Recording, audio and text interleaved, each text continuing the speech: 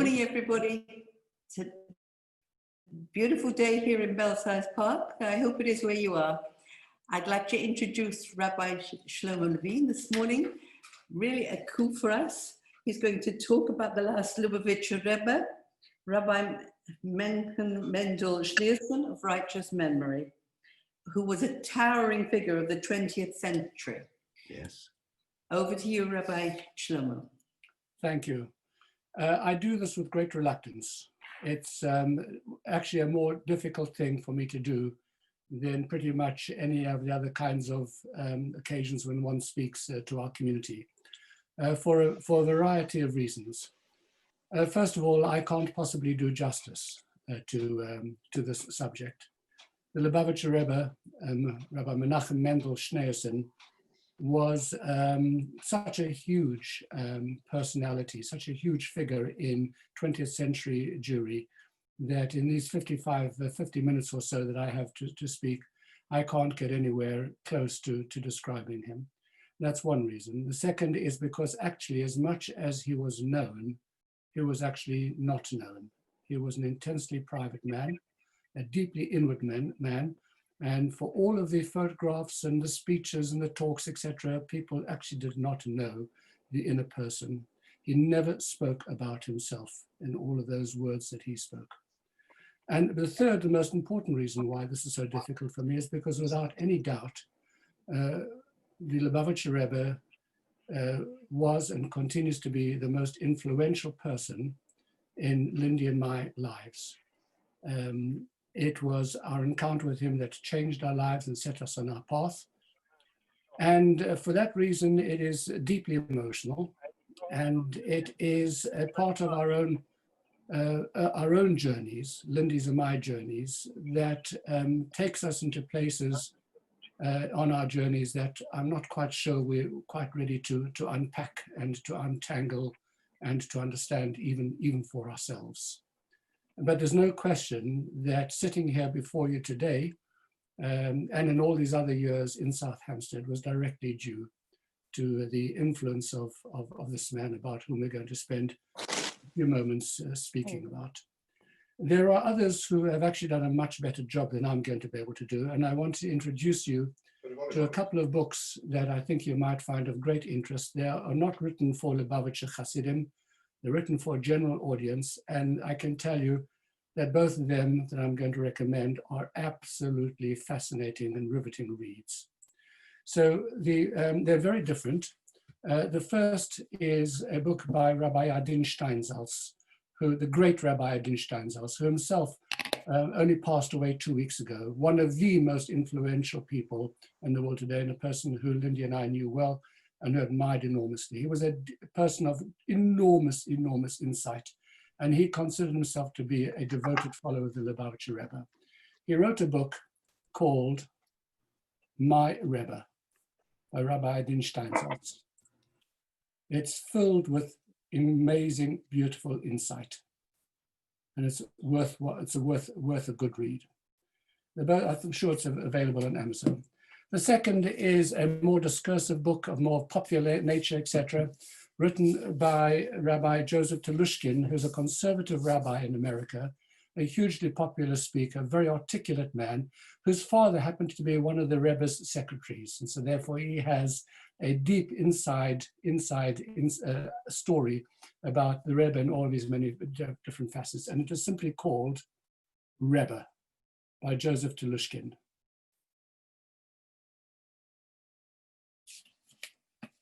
I'm going to draw on these books as well in part. I just wanted to mention to you one third very fascinating book. I don't think this is for general consumption, but it's for those who want to have a much deeper understanding of those dramatic years in the beginning of the 20th century in Russia, with the struggles of Russian Jewry, first under the Tsar and then under Stalin, and the way in which these personalities rose to the challenge and held Russian Jewry together under the most trying of all circumstances. And it's an extraordinary book, which is called The Formative Years. The Formative Years. in which the formative years of the Rebbe, Rabbi Menachem Mishneson, is told by documents and archival data. So this is a different kind of book, filled with all kinds of fascinating descriptions. It takes you really deep into Russia at that time in a way that no other books do, simply by narrative or by story. So I wanted to start by reading you, by way of introduction, something from Rabbi Steinsaltz's book, The Author's Preface, because it sums up entirely the things that I'd want to say. And it's called The Enigma of the Rebbe. And he says as follows: "The first time I met the Rebbe, I felt his intense personality and his almost complete otherness. It seemed that he was attuned to a higher outlook. His intensity was exceptional and created the same burning passion within me that it had within thousands of others. Many who stood in the Rebbe's presence came away feeling that they had been branded, as a being that is marked by fire and set aside. And so it was with me. Or to put another way, it was love at first sight. The Rebbe was a great man, certainly the greatest man I have ever met, one whom I deeply admired. The life's work he chose constitutes one of the most remarkable religious tasks ever undertaken by a single man, a task whose purpose is urgently relevant to our times. He sought nothing less than to transform our reality into a better one. While he was devoted to the Jewish people, his message was universal. His vision encompassed the entire world. The Rebbe's influence stretched far and wide, despite the fact that he confined himself to a small office for the last 50 years of his life. He had no political party backing him, no financial empire to call his own, and yet heads of state, ambassadors, and other world leaders would sit patiently in his modest anteroom, waiting to speak to him. Oh my gosh. This is not a conventional biography of Rabbi Menachem Mendel, he goes on to say. The Rebbe was a man, not a myth. Those who tried to mythologize him destroy his greatness. How did he grow up? What was his home life like? How did he attain the kind of power that he held? In what ways did he wield it? The Rebbe's life journey towards immersion in his mission was roundabout, along paths not always of his own deliberate choice. How is an intensely private, introspective young man transformed into the charismatic and revered spiritual leader of a global movement? And that is what Adin Steinsaltz sets out to write about. One important thing over here that I have to say right from the outset, because no doubt we'll touch on this, and that was in chapter 2, the coming of the Mashiach. To bring the Messiah was the Rebbe's mission and dream. Underlying the Rebbe's utopian drive was not an escape from the world's evils. For the Rebbe, bringing the Mashiach meant that humanity would be realigned with justice. It meant that peace would reign and that all the peoples of the world would turn toward a spiritual uplifting. The Rebbe did not dream of making mere changes, no matter what their scale. He dreamt a far greater dream of transforming the world entirely. And that was the dream that he pursued throughout his life. That's a snippet from Rabbi Steinsaltz. What I'd like to do in these few minutes is to divide this conversation into 3 parts. The first is something of the early years of the Lubavitcher Rebbe prior to his arrival in America in 1940. It's important to understand that because that is where the passion was forged to change the world. The second part will be from the time in 1950 that he became the Lubavitcher Rebbe, after his arrival in the United States 10 years prior. And the third part, which I suspect will be the ones that most of you would like to hear most of, will be something about our own encounter and engagement with the Rebbe and the way in which he influenced us in our lives. But I'll tread very carefully when I come to for all the reasons that I mentioned. a little bit earlier. So let me, and I hope not bore you, with something of biographical detail, background and circumstances. So the Rebbe is born in the Ukraine, Nikolaev, in 1902. His father is Rebbe Levi Yitzchak Schneerson, related to the Lubavitch dynasty. The first Lubavitcher Rebbe is Rebbe Shneer Zalman of Liadi. So the word Shneer, which becomes Schneerson, is of course the name of the family, Shneer. So his father is a very, very great rabbi, a Kabbalist, hugely learned man. And at the age of 6, when Rabbi Menachem Mendel is 6 years old, the family moved to what was then Yekaterinoslav, which is now Dnepropetrovsk in the western Ukraine, where Rebbe Lev Yitzchak, his father, and his mother, Rebbe Tzimchana, became the chief rabbi of the town. He was enormously, enormously revered there. And all the stories, particularly the ones from this book called The Early Life, are testimonies from people who lived at the time who spoke about this majestic couple, the chief rabbi of this town, who enthralled the entire town and was the entire Schneerson family was revered and was seen as being central to the whole town.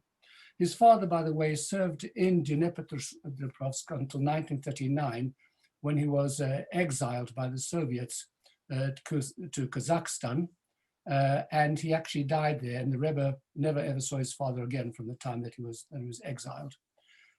He had 2 younger brothers, Dov Ber, who was murdered in 1944 by the Nazis and Nazi collaborators, and another brother, Yisrael Arieleb, who died in 1952 while completing doctoral studies, funnily enough, at Liverpool University. But we know very little about his brothers because it was Rabbi Menachem Mendel who became the main star.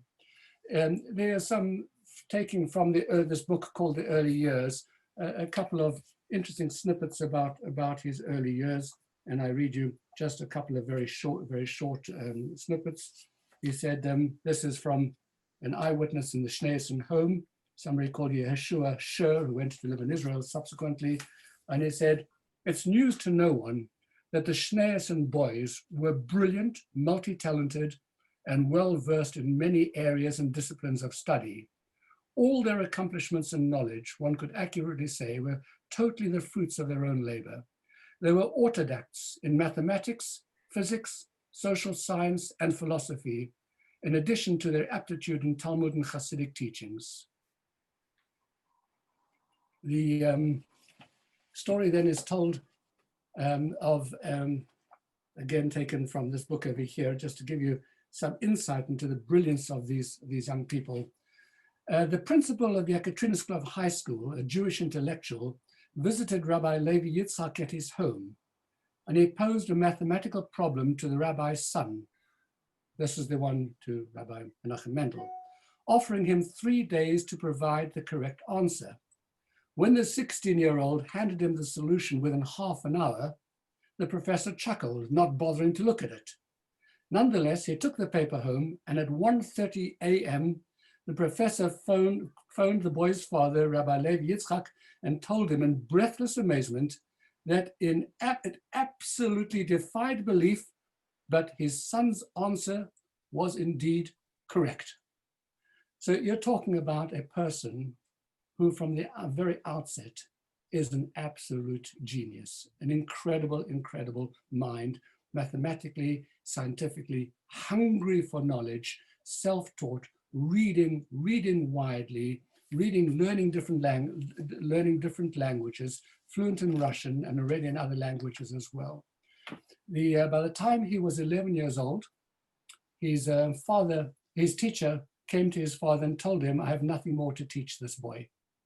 And from that point onwards, his father took over.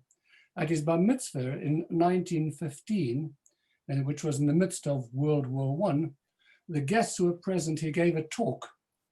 And the guests who were present said they had never in their lives ever heard such learning from a 13-year-old boy. So he was considered to be an Ilui, a genius. And by the time he was 17, He had mastered the entire Talmud, that's 5,894 pages, as well as all of its early commentaries. People speak about this phenomenal memory, that there wasn't a single word that ever entered his head that he forgot. He could simply, and we'll come back to this a little bit later when we talk about his erudition. So we're talking about very difficult times. In the middle of the First World War, there are refugees flowing backwards and forwards. The Schneesen home is taking in these refugees. The community in Dnepropetrovsk is welcoming them. There are dealings to be done with the Tsarist regime, and from a very young age, it is this young man who was dealt with the Tsarist officials because he could speak a fluent Russian of the kind that his father couldn't. And he said about himself in one of the very few occasions when he spoke about his own younger years, he said, "I have the education of the firstborn son of the Rabbi of Yekaterinoslav. When it comes to saving lives, I speak up whatever others may say." So life moves on. And in the Lubavitcher Rebbe at that time is Rabbi Yosef Yitzchak Schneesen. He is the sixth in the line of Lubavitcher Rebbes. And Rabbi Levi Yitzchak Schneesen, the Rebbe's father, is a very devoted chassid, a follower of Rabbi Yosef Yitzchak. Rabbi Yosef Yitzchak at this point in time is living very far away on the other side of Russia in Rostov on Don, which if you look at the map is very far from Western Ukraine. But however, the Lubavitcher Rebbe, Rabbi Yosef Yitzchak, identifies this young man as a suitable young man to marry his second daughter, Chaya Mushka. The Rebbe meets her in 1923, but they were not married because of the circumstances of that time until 1928 in Warsaw. I need to put this into context because it becomes very relevant a little bit later on when it comes to the appointment of Rabbi Menachem Mendel as the Lubavitcher Rebbe. The previous Lubavitcher Rebbe, Rabbi Yosef Yitzchak, has no sons. So there's no son to succeed him as the Rebbe. He has three daughters. The oldest daughter is married to a young man called Rebbe Shmaryahu Gorari. The Goraris are part of deeply tied in with Lubavitch. They are the aristocracy of the Chabad Lubavitch movement. He's coming from a very, very good family. By contrast, so he's welcomed into the family. The choice of son-in-law for the second daughter, Chaya Mushka, Rabbi Menachem Mendel, is of course an outlier. He's coming from far away in Western Ukraine. He's not part of the core of Lubavitch. He's not part of the aristocracy, etc. This will all play out in 1950 when it's a question when Rabbi Yosef Yitzchak passes away and the question arises as to who the next Rebbe will be. One is going to assume that it has to be Rebbe Shmaryahu Gorari because he is both the oldest of the son-in-laws and is also from a spitz, totally aristocratic, connected Chabad family. That is a drama that is going to play out shortly. Rebbe Menachem Mendel, already involved in all the communal affairs of his father in Dnepropetrovsk, now begins to visit his father-in-law-to-be and becomes very, very attached to the Rebbe. They develop an incredibly close relationship. The Rebbe is, these are the years now in where the Stalinist era, and you have the Yevektia, this is the Jewish police, who are the most brutal of all, and it is a time when Jews are prohibited in every respect from being able to practice their religion. And Rabbi Yosef Yitzchak is the giant of the time who is defying the authorities, continuing to promote Jewish studies, opening mikvaot, continuing to run Chedorim, continuing to educate, and he is the focus of these brutal police who hound him and who try to intimidate him. And Rebbe Menachem Mendel, as this young man, becomes involved in all of this. In 1925, Rabbi Yosef Yitzhak is forced to leave Rostov because of the authorities, and he moves to Leningrad. The communist regime begins to ruthlessly wield its power, eradicating every vestige of religious belief and practice.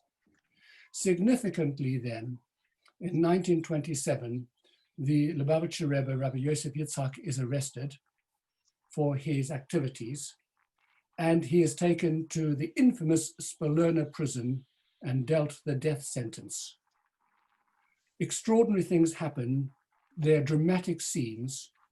There are interventions from all over the world. The two son-in-laws work tirelessly behind the scenes at great personal danger to their lives to get the Rebbe, their father-in-law, freed. And amazingly, and almost extraordinarily uniquely, he is freed by the authorities, but he has to leave Russia, and he moves to Riga in Latvia, leaving his Hasidim behind in Russia. In 1928, the Rebbe and Menachem Mendel and Chaya Mushke are married in Warsaw. By this time, of course, he has been absolutely, completely involved in all of the struggles, first in Dnepropetrovsk, and then working closely with his father-in-law-to-be, and now with his father-in-law in the struggles to preserve Judaism. So you see that by the time he comes to America, he has been through this brutal kind of oppression, fighting for Jewish survival. And that is what's going to shape his life's mission when he comes to America. And there's another very different kind of struggle for Jewish existence, a struggle against intense assimilation that has already taken place in America. And we'll come to that in a moment. Immediately after his wedding, which, by the way, his parents, who are only a couple of 100 miles away, not very far, if you look at the map, the distance between Warsaw and Dnipropetrovsk, his father and mother are not permitted by the authorities to leave Russia to attend their son's wedding. It is a bitter pill for them. Warsaw is the center at this time of the whole Jewish world. And all the famous Rebbes and dynasties, etc., are all present at his wedding that night. And back in Dnipropetrovsk, his father and his mother are celebrating with the townspeople in the absence of their being able to be present. And then something very significant happens, something which is completely and totally against all the norms that one would expect for a person of this kind of upbringing. Following the advice of Rabbi Yosef Yitzhak, this young man, intensely religious, Talmudic scholar, is sent off to Berlin to university. This has never happened before. He enrolls in the University of Berlin to study mathematics, physics, and philosophy. And while he's in Berlin, he forms a very important lifelong relationship with another man who's destined to change the face of America. There's a brilliant young man at Berlin University called Joseph B. Soloveitchik, the Rav. The Soloveitchik, who is then going to be the dominant figure of Yeshiva University in America and be the spearhead of their whole resurrection of Orthodox Judaism in America. Soloveitchik and Schneerson form the closest of friendships that remains between them for many years, even after they've emigrated to America. They live separated by a couple of miles from Manhattan to Brooklyn. They hardly ever see each other, but they remain intensely close. In fact, on one occasion, the Rebbe, when somebody mentions to him in a letter that he understood that he was close to Rabbi Soloveitchik. The Rebbe writes in response, "More than you can ever imagine." In 1933, after the rise of the Nazi Party in Germany, Rabbi Menachem Mendel left Berlin and he moved to Paris in France, where he continued his religious and communal activities on behalf of his father-in-law, Rabbi Yosef Yitzchak, and he continued studying, this time mechanics and electrical engineering at the ESTP, the Grande École in the Montparnasse district. And he graduates in 1937 with a second degree. In November 1937, he took classes at Sorbonne, studying mathematics until World War II broke out in 1939.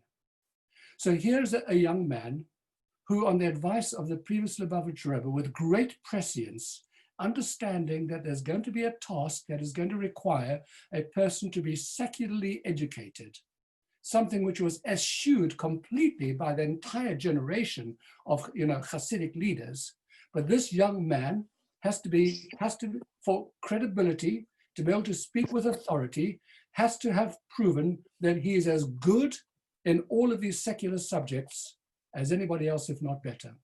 We have in this book called Early Years, documentation of the way in which he sat in class, studying Talmud under the table, and where his degrees were absolutely off the wall in terms of his marks.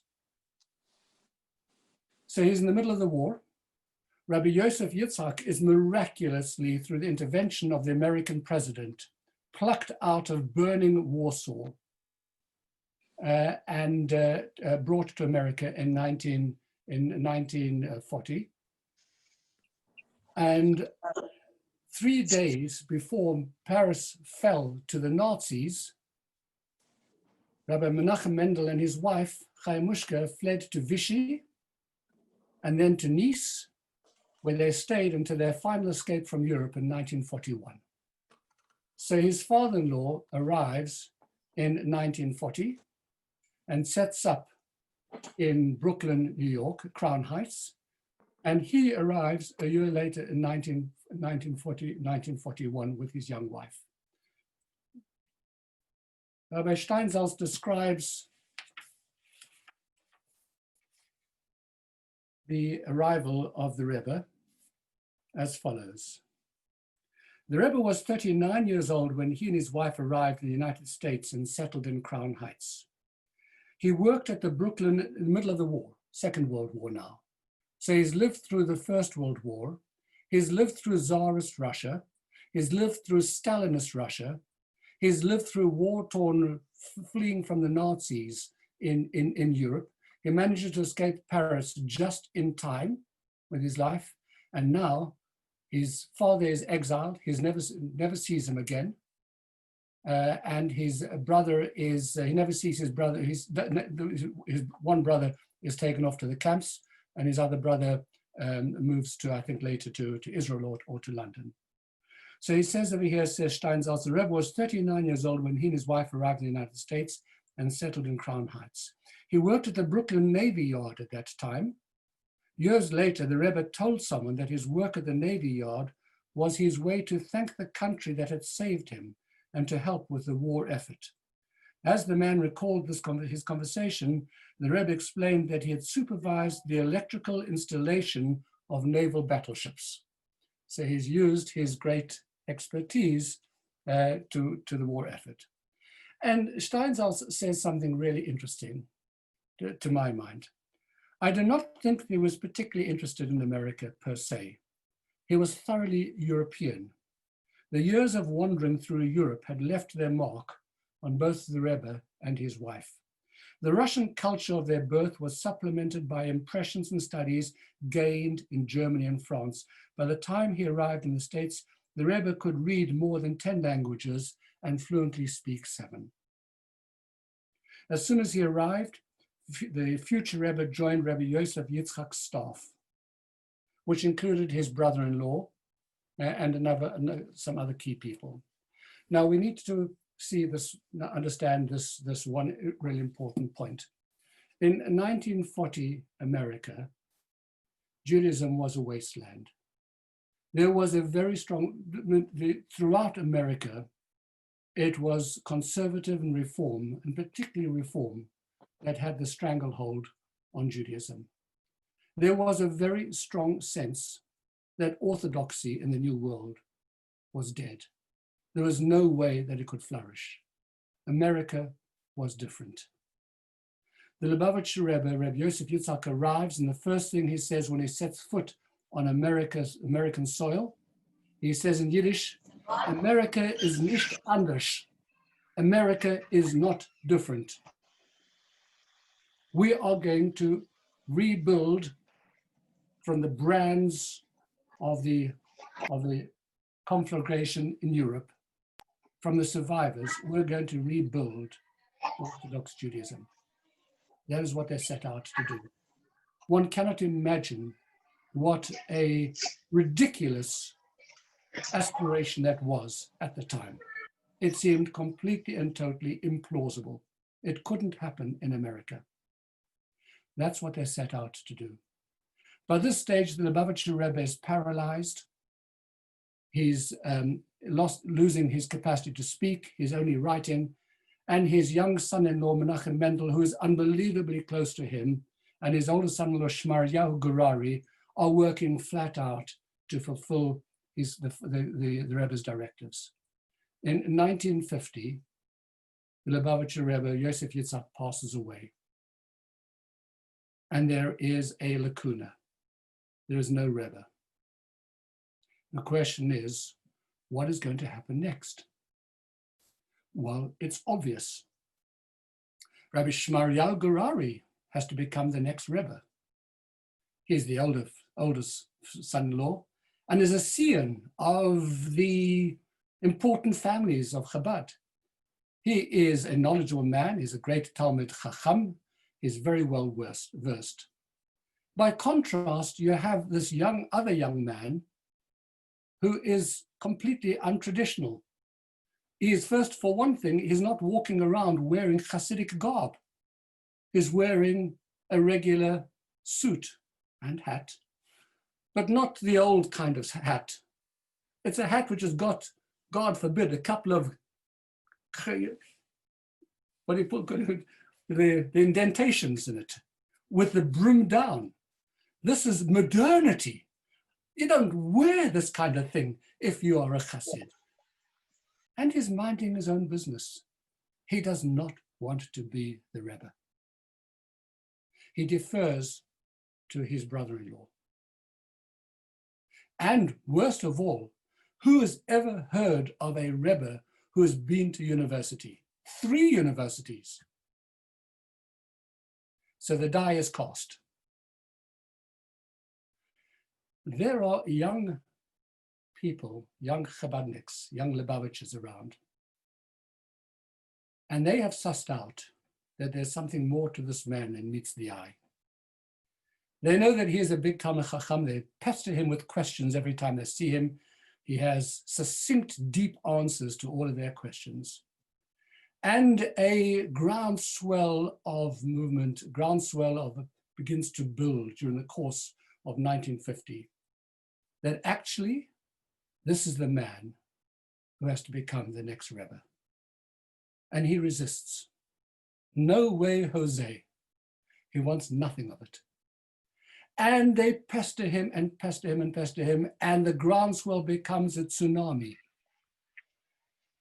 And by the time you get to the first anniversary of the passing of Rebbe Yosef Yitzchak Schneerson, the 6th Lubavitcher Rebbe, there's no doubt in people's minds as to who the next Rebbe has to be. And they beg him to become the Rebbe. How do you become a Rebbe? What is the mark of becoming a Rebbe? The answer is that you accept the role of Yechidut. Yechidut is when the Chassid and the Rebbe bind their souls together. When a Chassid comes and stands in front of the Rebbe with a petition, and the Rebbe looks at him and opens his soul to him, and they become in some special way connected. So in Yud Shvat 1950, the Rebbe ascends up to the dais and he accepts the mantle of becoming the Lubavitcher Rebbe, and he begins to offer Yechidut. This, of course, doesn't go down very well with his wife's sister, who wants her son-in-law to be the Rebbe, and it creates a great split in the family, which is never healed. But to his credit, Rabbi Gerari becomes a devoted follower of his younger brother-in-law, and is present throughout all the years at his side, and never ever bears a grudge for having been displaced as the Rebbe. So the Rebbe takes over. In his very first Yechidut, his very first Farbrengen, his very first address to the Hasidim, which at this stage is still quite small, and a lot of them are the Russian Hasidim. You don't have young Americans yet. He hasn't reached out to them. He hasn't touched them yet. Nobody knows about him yet. And he says the words, he says, do not imagine that we were going to follow the pathway of the Polish and the Hungarian Rebbes, in which the Hasidim hang onto the coattails of the Rebbe. Oh no, he says, we're going to do it differently. You are going to have to work for yourselves. I will be here to support you, but you are going to have to do the work. It's a different model that we're going to set. And immediately, from that moment onwards, you have a process of reaching out, of energizing, little by little, young people, young Americans from other yeshivot begin to come to hear the extraordinary words being spoken on Shabbat afternoon by this man. They're hearing a whole new way of communicating, and the crowds begin to grow and grow and become bigger and bigger. And then he begins the process of selecting his young people, which had already started with his father-in-law, and sending them out to all of the towns and the cities across America, his shluchim, his emissaries, setting up outreach centers. He invents outreach. The rest of the Jewish world doesn't know what outreach is. The whole idea that you should talk to somebody who's not religious was anathema. And he wants to reach every single Jew. There are no distinctions whatsoever as to whether a person is religious, not religious, where he's coming from, where she's coming from. Everybody, as Jonathan Sachs put it so beautifully, that in the same way that Hitler hunted down every single Jew in hate, the Lubavitcher Rebbe begins to hunt out and to find every single Jew, every single lost Jew in America in love. And the network begins to grow and grow and grow exponentially. And suddenly they have to expand the premises where he speaks on Shabbat afternoon.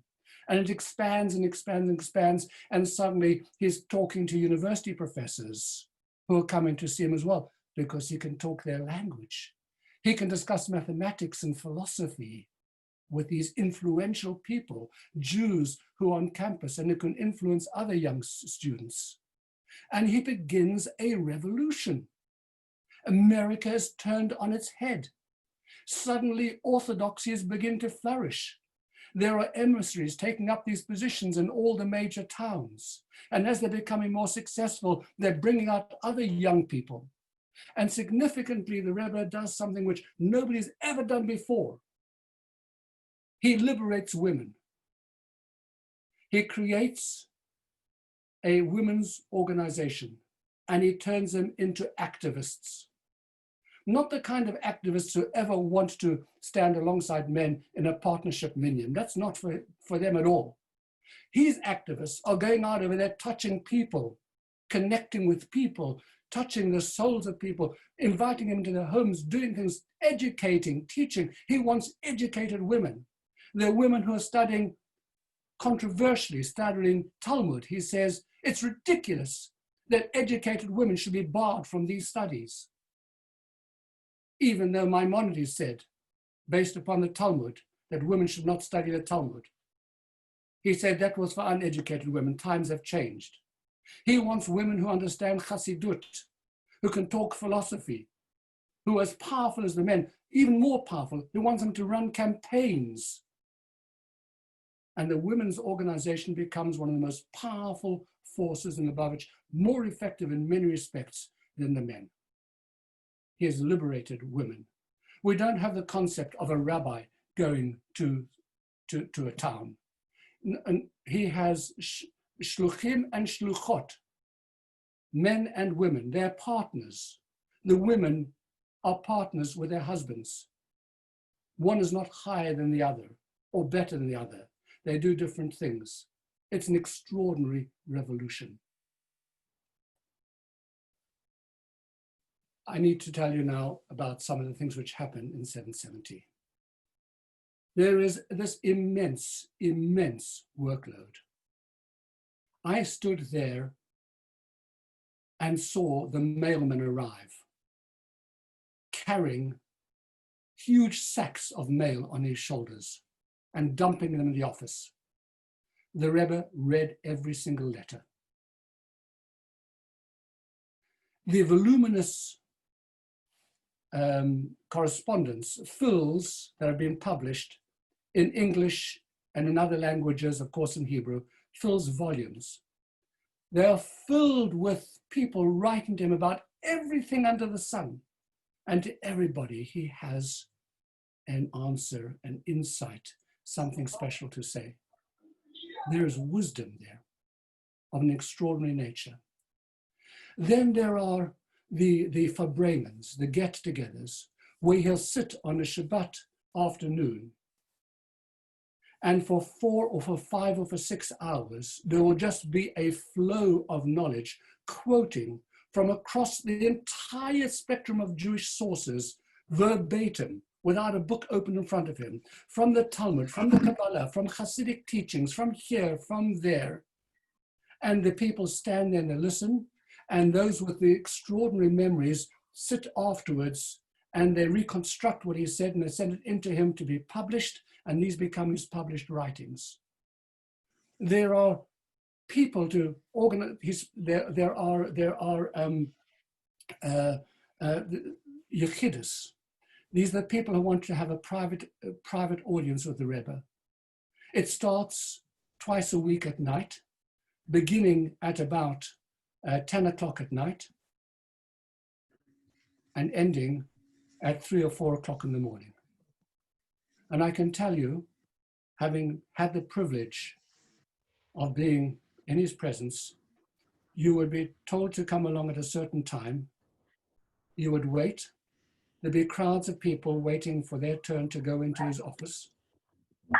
And it might be 3 o'clock in the morning, and you'd walk in, and you were left with a distinct impression that the man has been waiting the entire night for this moment.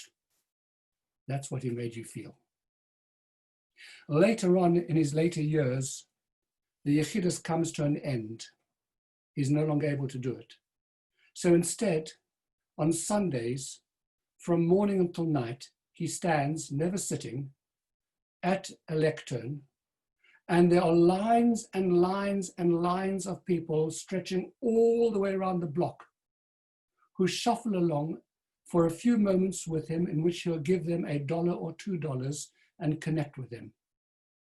And every single person is given their special moment. No one person is more important than another. On one occasion, Rabbi, the mayor of New York, Giuliani, suddenly arrives with his entourage, and they come through the front door, and the Rebbe is standing over there, and he's talking to a young girl. And the Rebbe doesn't even look up and acknowledge the mayor, because he's talking at that moment to a young girl. And when he's finished talking to her, he's given her $1. Only then does he look up and greet the mayor. No one person is more important than anybody else. He has this unique ability to make everybody feel extraordinarily special. The relationship with his father-in-law. Once, possibly even twice a week in the later years, he visits the graveside of his father-in-law in Queens. He takes with him a huge paper bag of all the requests that have been sent into him for blessings. He fasts the entire day, and he stands at the grave of his father-in-law on his own in the winter months, barefoot in the freezing cold, fasting until 6, 7 o'clock at night, when he returns and he answers all of the requests that have been sent into him. What happens there? Nobody knows. What inspiration he draws? Nobody knows. Eventually, in later years, they built him a little hut, because to stand in the freezing cold of the winter and to stand there in your socks and to freeze to death while you're reading his names is really hard for an old man. So they build him a little hut with a little bit of heating, and he stands there. And as the years go by, he spends more and more time seeking inspiration from his beloved Rebbe, his father-in-law. It is an extraordinary work ethic. There are some, just to finish this section before I move on. So there are politicians, there are these broadcasters. By the way, the use of media, that he's broadcasting all over the world. There are people, non-Jews, he's on television. He's broadcast on television on the occasions that it's permissible after Shabbat. On the other occasions we broadcasts. There are stories about people in America who are flicking through channels and they come across the Rebbe. Americans, ordinary Americans, Afro-Americans, other Americans, and he becomes their Rebbe. They hear him and they're mesmerized. They want to connect with him. His influence in the affairs of Israel is huge. His day-to-day involvement in the running of the whole worldwide Chabad network is absolutely detailed. There's not a single detail that misses him. You cannot believe the work ethic. I have to just read you from Telushkin's book a couple of statements about this work ethic of here, because it's difficult to understand. There's 50 years without a single holiday. He never misses a single day in his office. There's no such thing as a break. Telushkin says the following.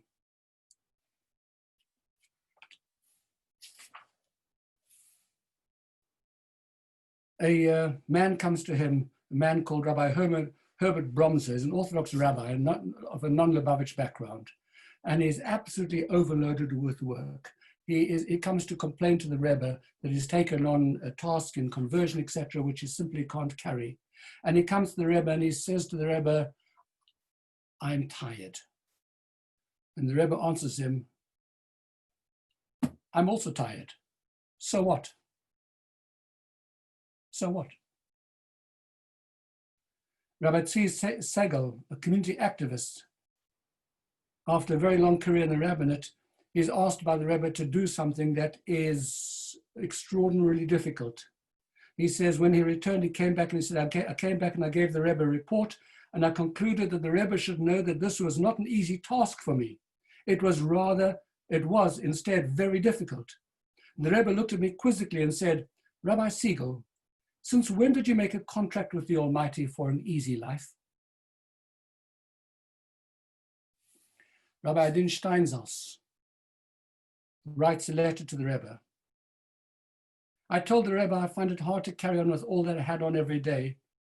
He said, "because I have a project which occupies me the entire day, and I have a second project which also fills my entire day, and then I have a third undertaking which is also a full day's work. So I write to the Rebbe and I ask him, tell me, can you please help me to prioritize which ones should I keep, which ones shall I drop?"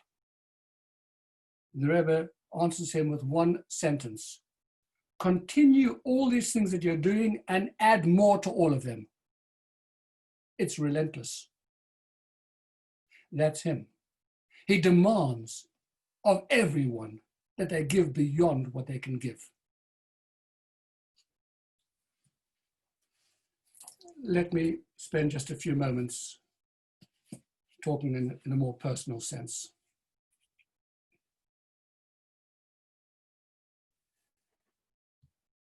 I'm not quite sure exactly where to start, but let me tell you that we had Lindy and I had an amazing discovery. She had an amazing discovery. At the time when we were just beginning to explore our religious roots. Her grandmother shows her a book called the Jewish Encyclopedia. And there's a picture in this book of a saintly rabbi called Rabbi Zalman of Liadi, who is the first Lubavitcher Rebbe. Lindy's mother's name is Schneier. Her grandfather is Schneier. And her grandmother says to her, "Do you see this man over here? We are related to him." And suddenly Lindy discovers that she is a direct descendant of the Lubavitch dynasty. We know nothing about it at the time. Then a young man comes to South Africa. He's an American, but he's living here in England. He's invited to South Africa to be able to meet with students in 1968.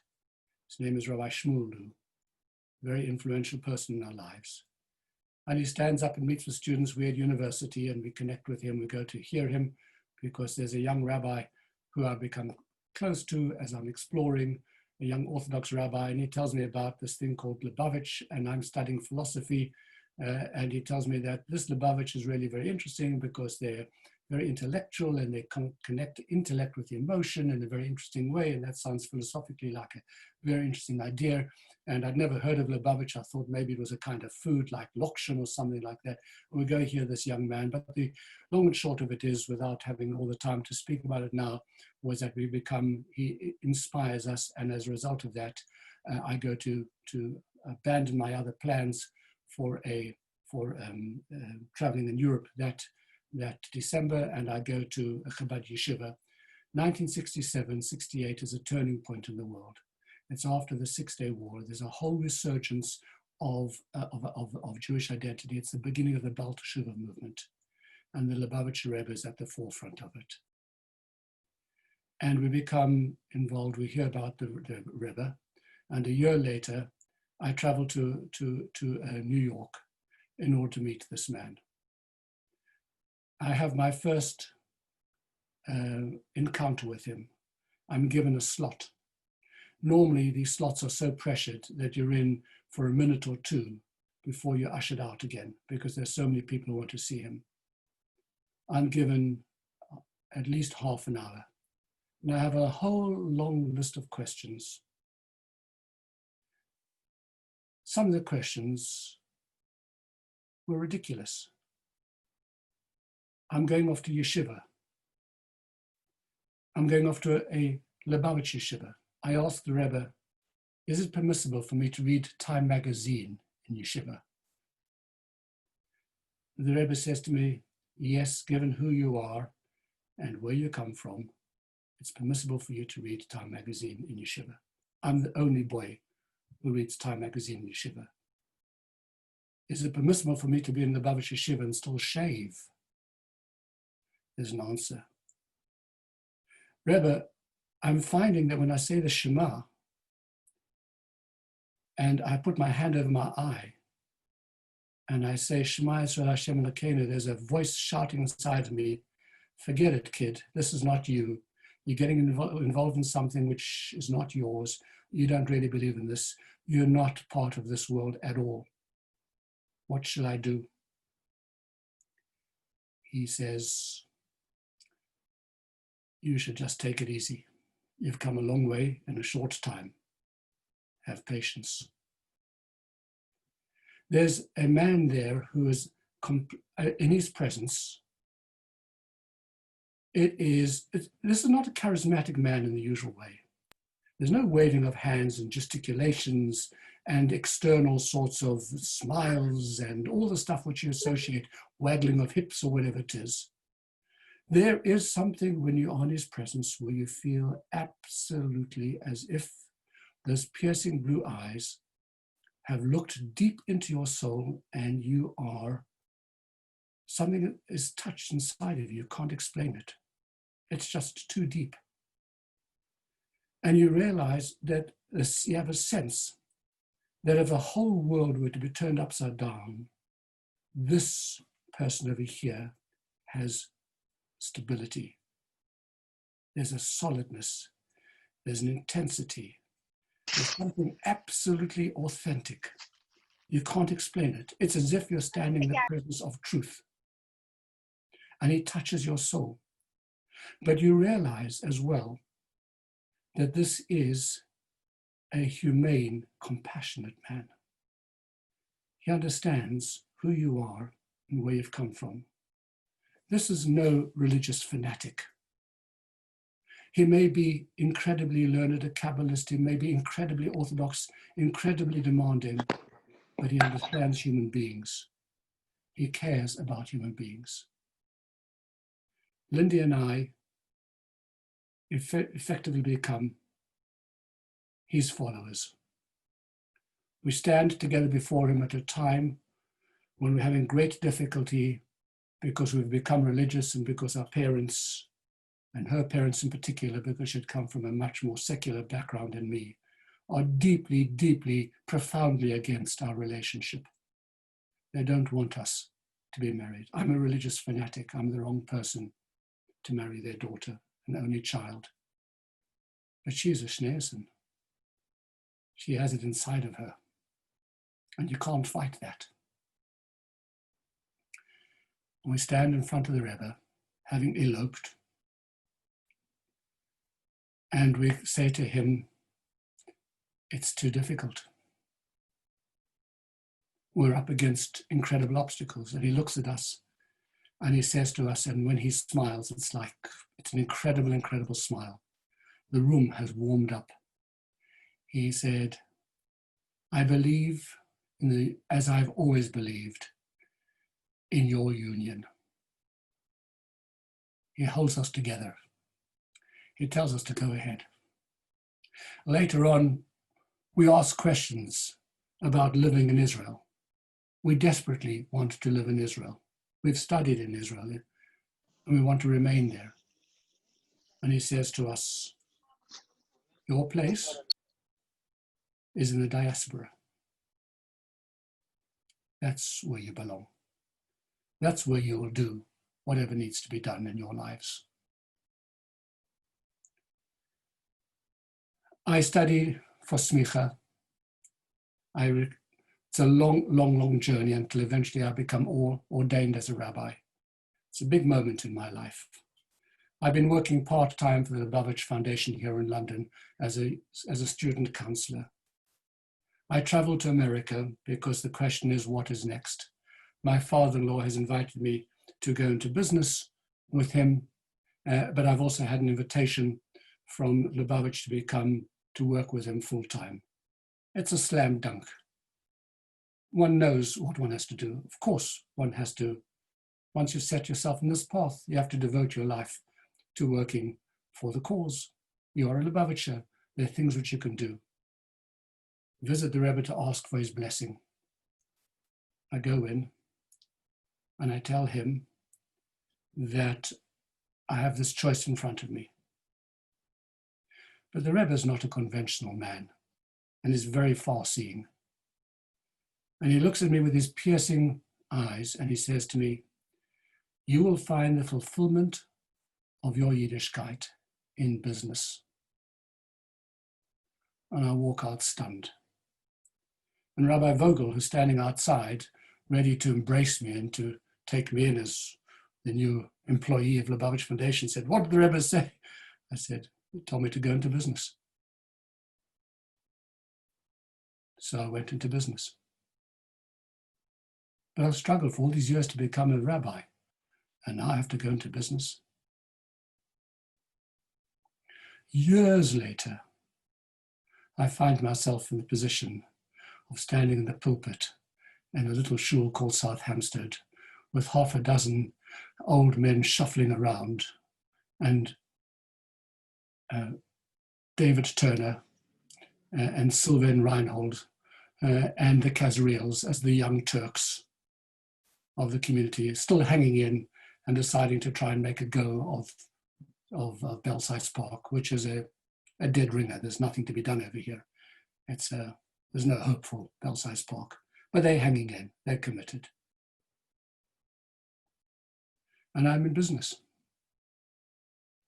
And when I stand up and speak on Shabbat, I'm in the same world as the people I'm speaking to. And young people start to come in and I'm talking their language because that's the world in which I live. The Rebbe is very far-sighted. Who would ever expect it? It becomes the hallmark of South Hampstead that Lindy and I understand the world into which these young people who are now moving into this area, because it's Big Bang, because the world is changing, because all of a sudden the attraction of Belsize Park with all of the older members, the survivors of the refugees are dying out, and there's, believe it or not, flats which are going at terrific prices, and young people are moving in, and they're finding their way to South Hampstead because there's somebody there who can speak their language. So at every point, this man touched us in our lives. He was our touchstone. It's more than just the moments when we had a connection with him, more than having imbibed and studied his teachings and having been present on those occasions, standing with thousands of people at these Shabbat Verbringings, one of 5,000 or 6,000. I'm good, how are you? And making just be a couple of minutes, I'm just going to wash my feet. It was also the fact that he offered a kind of Judaism that was different. First of all, it offered a whole new depth of Chassidut, which just took the kind of traditional Judaism that I'd seen growing up as arid, for old men shuffling around, boring, traditional. And it turned on its head. It showed that there was depth, and that even as a philosophy student, there were things there to be studied to understand who one is as a Jew, what it means to have a life's purpose, what it means to come to grips with who you are, and to understand what your life's purpose is. All of that so deeply, deeply embedded in these Hasidic tracts which were being taught by him and by his predecessors. But it was also about a kind of compassionate Judaism, an orthodoxy that would be unwavering in terms of its fundamental tenets, but one that was made not for books, but for real human beings and real situations. So that when people would come to you with a problem, you would know from the Rebbe that you had to deal with this person as a human being and understand their circumstances and feel compassionate towards them and find a way for the halacha to be able to embrace their circumstances and their situation. The delicate balance between not compromising, but on the other hand, being able to offer a line of hope and a way through. So for me, and Lindy would speak for herself, the influence of the Rebbe was about how to conduct oneself as a Jew. An inward Jew, not just an outward Jew. A Jew in which one finds one's own spiritual path and growth through reflection and introspection and connection. A way to try and be honest about Judaism, not to be afraid to ask questions and not to be afraid even to doubt on the occasions when one is faced. And how can one not doubt when one finds oneself, for example, holding a dead child in your hand and you have to bury them, or other terrible things which happen. But the faith that he instilled in one, the strength that he gave one to continue to believe in a world which no longer wants to believe, was the huge, huge, huge contribution that he made to our lives. And extraordinarily, there are thousands and thousands of people out there in the world, both Jewish and non-Jewish, who will tell you exactly the same thing, that he made a huge difference to their lives. And every single one of us feels that personal connection as if we were the only one, that he cared about us, that he thought about us, that there was a relationship that was deep, deep, deeply connected in a way which is difficult to understand. That's what a Rebbe is. It's beyond. It's not just a saintly person and not just a learned person. It's a person who, through their own efforts, through their own struggles, rises and transcends in such a way that their soul can touch everyone else's souls as well. And with that, I think it's time to end. Happy to take questions. Shlomo? Yes. Sorry. Thank you very much, Rabbi Shlomo. Thank you very much for a Thank you. fascinating talk. Something we didn't know much about, but it was unmissable insight into a great life. And it's amazing that you've been able to take up the shield from him. Thank you very much. And I think Andrew would like to ask a question. Thank you very much. Yes, great talk. Thanks. What is your position on those people who believe that the Rebbe was the Messiah? Very clear. This was very controversial, and it's probably not the time to go into it in any detail. But Maimonides is very clear. The Rebbe was a pretty good candidate, but the Mashiach didn't come, not in his lifetime. And to tell you the truth, I actually don't care who the Mashiach is, and I don't think the Rebbe cared about who the Mashiach was. What he cared about was that he would change the world and that the messianic redemption would arrive. Whoever's the most suited person to do that, let him be that person. But it clearly hasn't happened yet. And therefore, I am not in the camp of those who hold that the Rebbe is the Mashiach.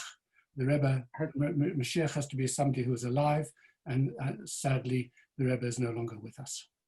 Do you know those who do have that view, and has it created any difference between you?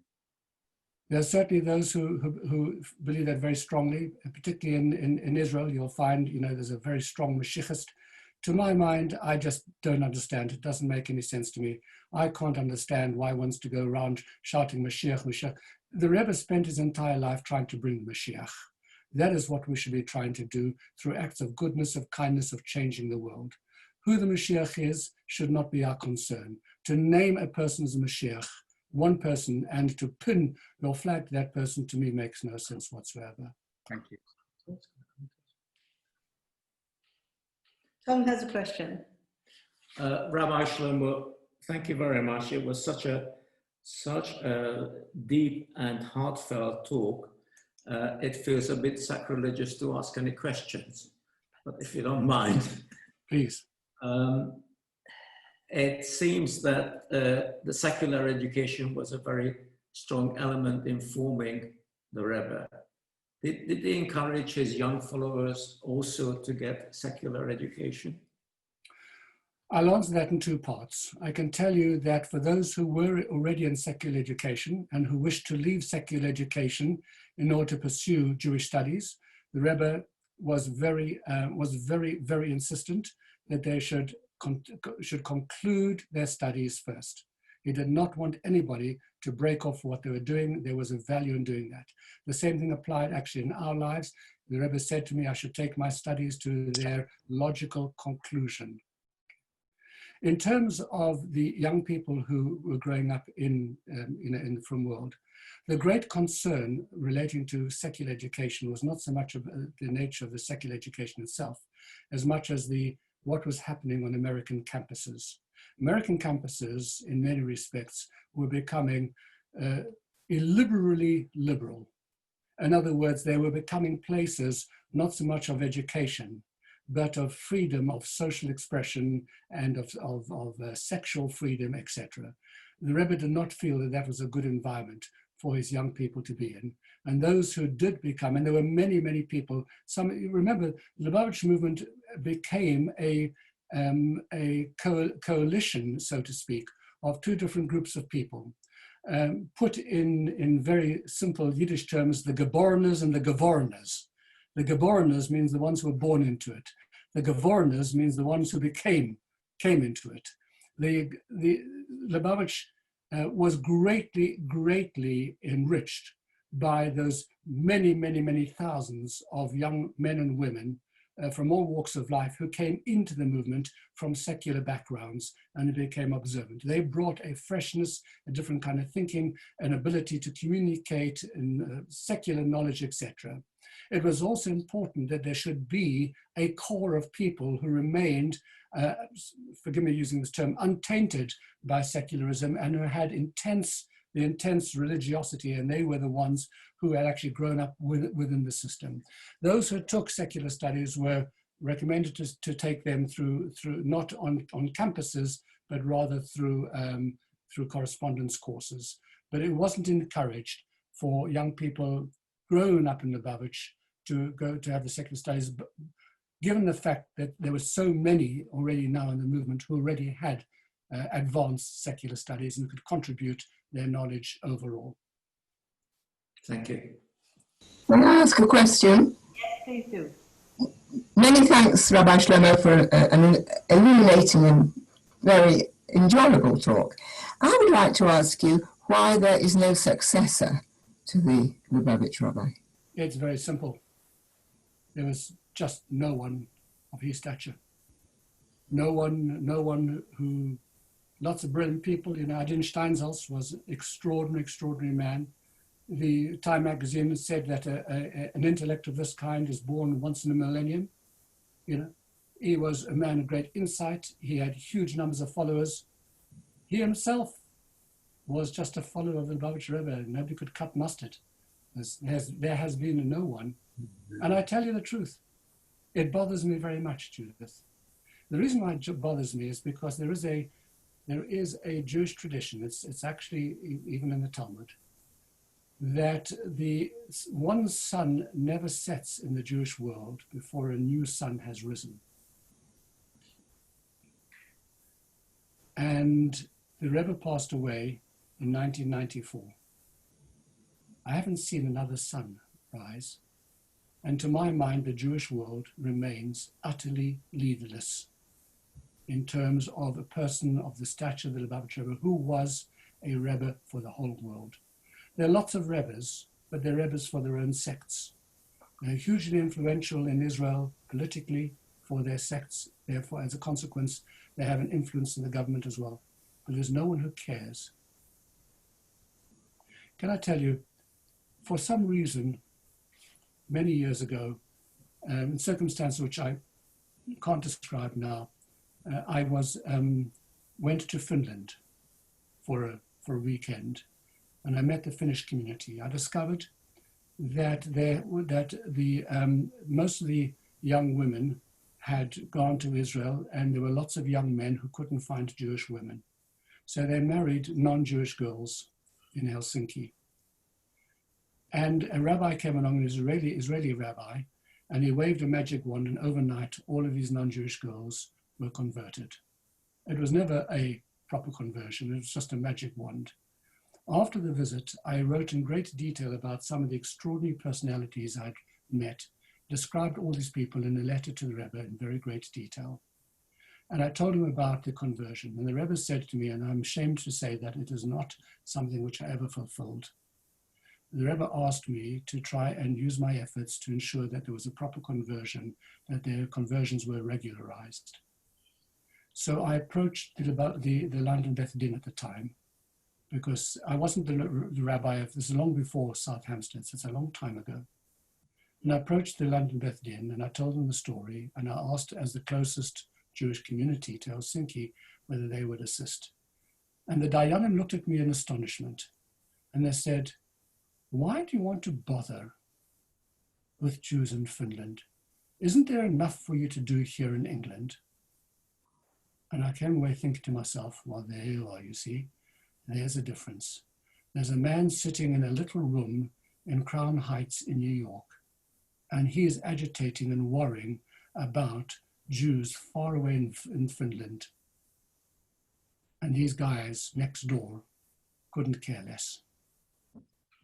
There's no one who can fill those shoes. And so therefore there's no rabbi. But it bothers me because I don't understand. I'm puzzled by the Talmudic saying that when one sun sets, another sun rises. And I hope I shall live to see another sunrise. Right. So in that vein, how does the movement maintain its integrity with no leadership? What is incredible is that it doesn't just maintain its integrity, but it has continued to grow and to flourish exponentially. And I can tell you what is amazing. One of my grandsons, who's hot to trot as a Lubavitcher, doing exactly the same things that I was doing when we were hot to trot all those years ago. He's the real deal. Excited, energetic, running all over the world, on shlichut, you know, the energy is incredible. He's never met the Rebbe. For him, the Rebbe is just, but there is an energy there, the Rebbe's teachings, which continue to flourish.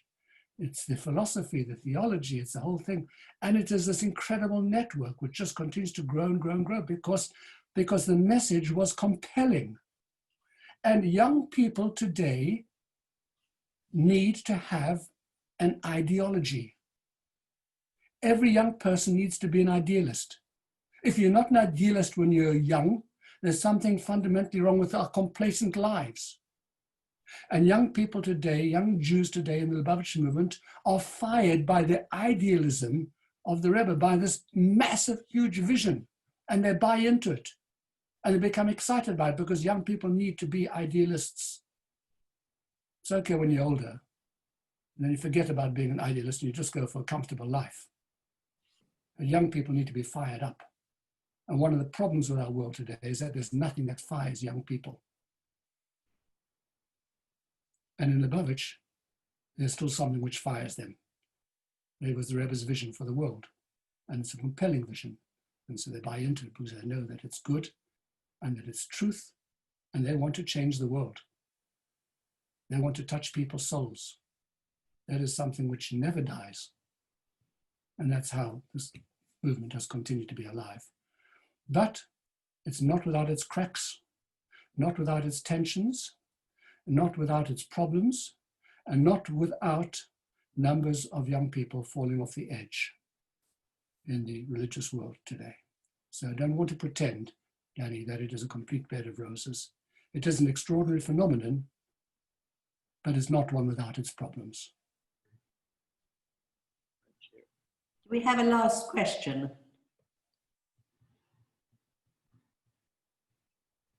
Can I ask a question? Yes, please do. Hi. Hello. When you're talking, thank you for the lecture, very interesting. When you're talking, there's something very touching that is about being seen. There's something about seeing someone for who they are, or their mission, or their soul. And I wonder, did he teach people how to see other people in that way? And that legacy of being seen. I didn't quite hear exactly what the question was, Joanna. I'm sorry. So it was about when you're talking, and I hear about other people that have also, had an experience with the Rebbe, and the direction, and him being able to see what's right for people's lives, and the way that he touches people's souls, and the experience of being in his presence, and his depth of just sort of knowing and trusting what he knows about the other person and their view, and I don't know if it's, I don't know how that connects to God. I don't know. I'm wondering if he also teaches and explains how he did that and the value of that. a group of students once came into the Rebbe's office, and one of them, a bit chutzpahdik, said, hey, Rebbe, tell me what you do. What's your job? He said, the Rebbe said, I tell you what my job is. He said, imagine a person who is in a dark room and they can't find a light switch. He said, what I do is I take their hand and I direct it to the light switch, and then they turn on the switch. In other words, I help them. My task is to help them unlock their own soul and connect directly with God. That was the skill. To touch a person in such a way that they wanted to actually connect with God, that he unlocked them. He unlocked a part of them which had remained deeply buried, and which they'd never been able to access. And there was something in his own soul that could touch them in such a way that that enabled them to connect with God. They'll never connect with God through him. That's not us. But he enabled them to it's Neville Schulman. Can you yes, hear me? Neville. Yes, of course I can. Last question. It was such a moving talk, so I'm really indebted to you. And I'm just looking out of the window as we speak now, and I see that the sky is full of clouds, but I do know that behind the clouds is the sun. So that, you know, I know that you're kind of saying there's always another sunrise and after a sunset.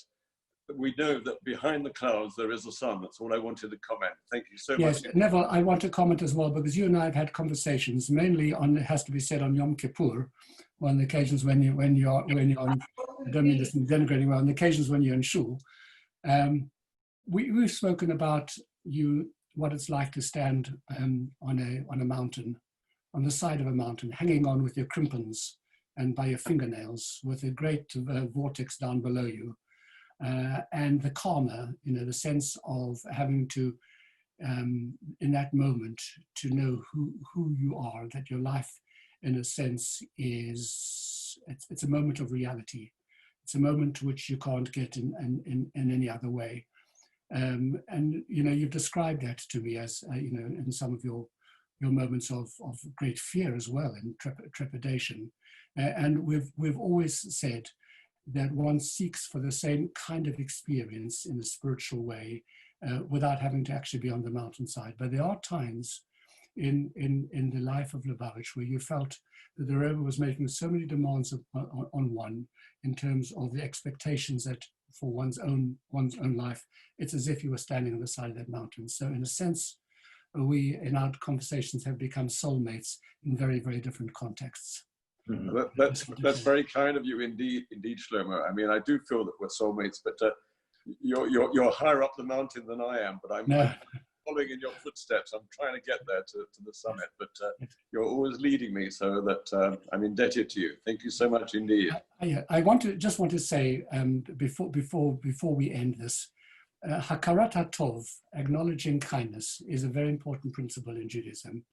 And I've been, you know, acknowledging the kindness of the influence of the Lubavitcher Rebbe and Lindy in my lives, and as a consequence in the lives of our children. I note to my great embarrassment that my mechatonim, Julian and Margot, are watching this session, and I therefore want to be able to express a hakarat hatov at this moment. That the first religious influence in my life was Julian's dad, who was my rabbi in my younger years, in the little shul that I used to go to in Greenside, South Africa. He was Rabbi Lou, and I was bar mitzvahed under him, and he was the first to awaken in me any sense of religious feeling. He was an Anglo-Jewish rabbi in the most traditional senses.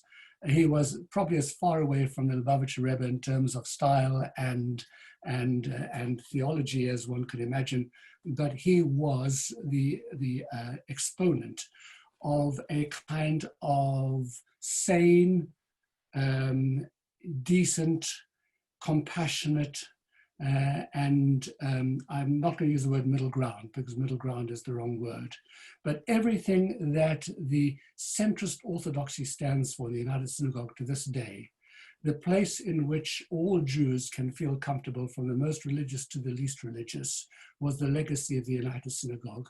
And Morris Lew was an exponent of that particular philosophy, of which Lindy and I are exponents to this day as well. I'd like to thank Rabbi Shlomo for a fascinating talk this morning. I think we could listen for another hour quite easily. Yeah, Part two. All the very best to everybody. Thank you once again.